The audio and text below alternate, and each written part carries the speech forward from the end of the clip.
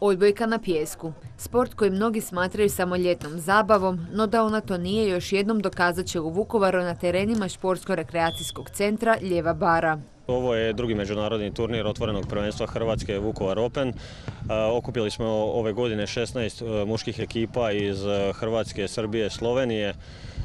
Ponosni smo, došli su nam i reprezentativni parovi iz tih država, tako da turnir je dosta jak i vjerujemo da će biti odličnih utakmica i vrhunskih poteza. Nadam se da će najbolji pobijediti, da će biti puno dobrih utakmica, da će gledatelji i naši sugrađani uživati u turniru, da će naši mladi naravno doći ugledati se na te dobre igrače. Upravo poticanje mladih na bavljenje odbojkom na pijesku ili bilo kojim drugim sportom jedan je od ciljeva ovoga turnira. Odbojka na pijesku većini ljudi je uvijek kao onaj sport koji preko ljeta se malo igra dok ne krene dvoranska odbojka.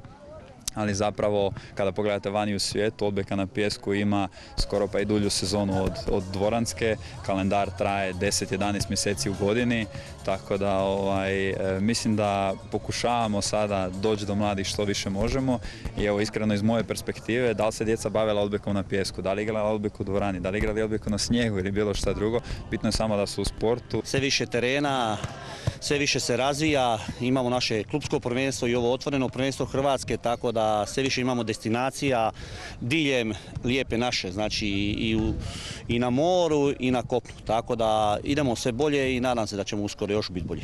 Vukovarski turnir održava se ovoga vikenda. Na njemu će 16 ekipa odigrati 30 utakmica, a s obzirom na prošlogodišnje povratne informacije, igrači i gledatelji mogu očekivati samo najbolje. Sudionici su prošlogodišnjim turnirom bili jako zadovoljni, proglasili su ga drugim najjačim turnirom u Hrvatskoj nakon Ičića koji ima dugogodišnju tradiciju, skoro 15 godina, tako da možemo biti stvarno zadovoljni.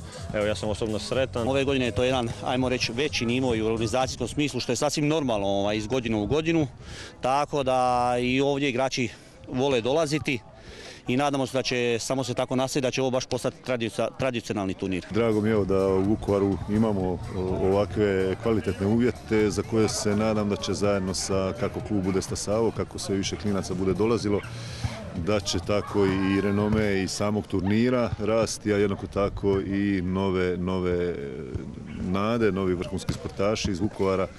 To je otprilike nekakva želja, nekakav plan i apsolutno to kao grad Vukovar od samog početka podupiramo.